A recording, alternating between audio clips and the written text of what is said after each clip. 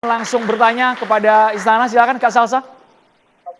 Oke, saya rasa Bang Sadam ya namanya itu Betul, Bang Sadam, kurang staf KSP. dapat poin ya di dalam penjelasannya. Saya nggak ngerti apa yang ingin disampaikan Istana, karena yang jelas kita harus yang tadi saya sampaikan meredefinisi korupsi bukan hanya soal mencuri uang atau kas negara, tetapi juga adalah aktivitas yang menghambat terdistribusikannya keadilan di dalam seluruh aspek kehidupan warga negara. Dan yang harus kita sama-sama tahu bahwa negara ini belakangan telah menampilkan dirinya sebagai organisme yang tidak lagi stabil karena ada semacam uh, penguasaan maksimal dari entitas politik yang adalah orang-orang yang berkuasa hari ini, dan mereka-mereka ini yang paling berpotensi melakukan korupsi.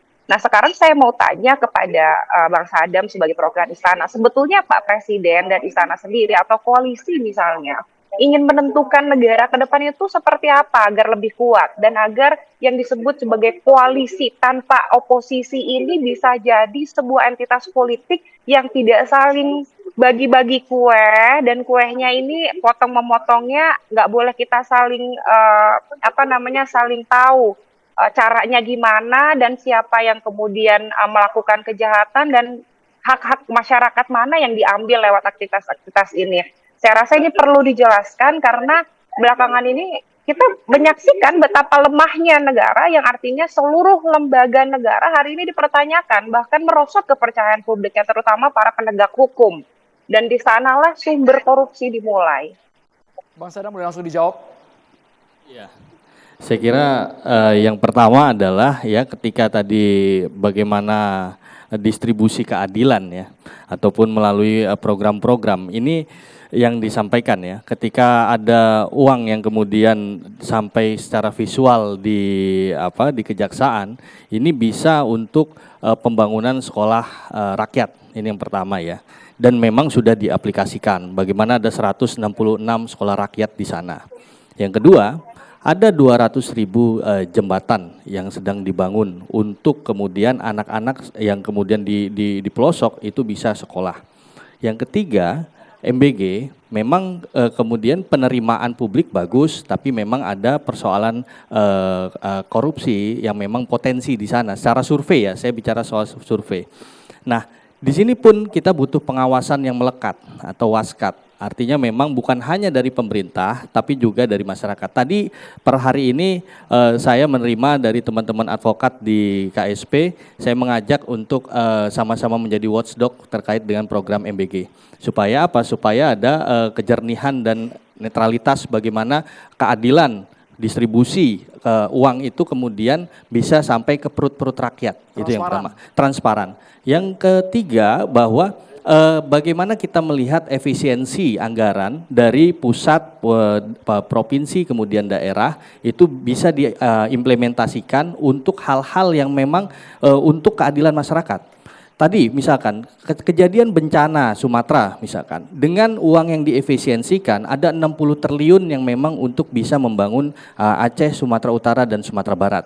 Artinya memang ternyata bukan hanya berbicara soal corruption, tapi juga berbicara soal efisiensi. Tadi kita berbicara soal moral hazard. Ketika efisiensi, maka pejabat-pejabat publik, maka aparatur pemerintahan itu dipaksa untuk meminimalisasi potensi-potensi ataupun gaya pemerintahannya yang glamor dan sebagainya. Nah, ini yang bisa kita lihat situasi bagaimana negara hadir dengan keadilan bagi masyarakatnya, keadilan bagi rakyatnya. Hukum di mata masyarakat dan di mata pemerintah itu sama. Mau itu kemudian masyarakat ada kesalahan terkait dengan hukum ataupun pemerintah di dalam oknum-oknumnya kemudian bersalah secara hukum, itu harus adil.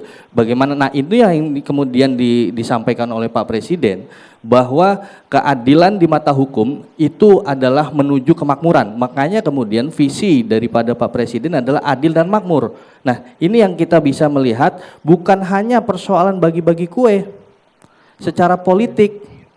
Nah, tapi Pak Presiden sejak beliau berbicara dari awal sampai akhir ketika taklimat dimanapun tidak pernah berbicara soal bagaimana secara politik tapi berbicara soal kinerja-kinerja. Yang dipaparkan adalah kinerja-kinerja selama 17 bulan. Yang dipaparkan kemudian kejaksaan dalam 1 tahun ke depan itu ada potensi 142,2 triliun. Yang kemudian ya disitulah yang harus dikembalikan ke negara. Nah, kalau kita tidak berbicara soal uang secara tangible, ini indikatornya bagaimana? Karena salah satu yang harus dilakukan adalah tangible indikator, yaitu bagaimana mengembalikan kebocoran-kebocoran anggaran tersebut kepada masyarakat. Nah, ketika sudah dikembalikan berbentuk apa? Ketiadaan Program. oposisi di dalam lingkaran utamanya presiden itu membuat presiden tidak bisa memahami salah satu faktor yang Program. membuat korupsi harus Ya. dilawan adalah orang-orang ini di Indonesia, khususnya anak-anak muda, satu, susah cari kerja. Dari susah cari kerja saja mereka jadi takut menikah. Mereka punya keberanian untuk menikah, kemudian mereka takut punya anak. Kenapa? Karena tidak ada kestabilan dan kepastian politik.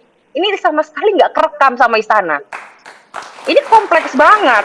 Makanya saya bilang melawan korupsi itu bukan cuma soal mengamankan uang negara, tetapi bagaimana memastikan semua distribusi keadilan yang harus sampai ke masyarakat itu tiba di seluruh sektor. Makanya saya tanya tadi, apakah Presiden punya rencana dalam mengelola negara? Kalau ketiadaan oposisi memungkinkan Presiden tidak tahu bahwa anak muda takut nikah dan takut punya anak karena ketidakpastian ekonomi dan ketidakpastian kebijakan, apakah itu masih harus dipertahankan? Ini bukan soal uang korupsi nanti didistribusikan kemana, pasti itu didistribusikan orang kembali ke kas negara. Sekarang pertanyaan selanjutnya, logika sederhana aja, ngomongin MBG. MBG menyerap anggaran pendidikan dan kesehatan. Apakah itu juga bukan pelanggaran hak asasi? Banyak pertanyaan yang menggantung. Kalau kita Kita mau- harus jeda dulu hanya di catatan Iya, demokrasi. Kak Salsa sangat-sangat. ditahan dulu Jadi, dari kalau bisa Yordania. konsen- Pertanyaan Bu Sulis masih belum dijawab oleh pihak istana. Kami akan segera kembali sesaat lagi pemirsa.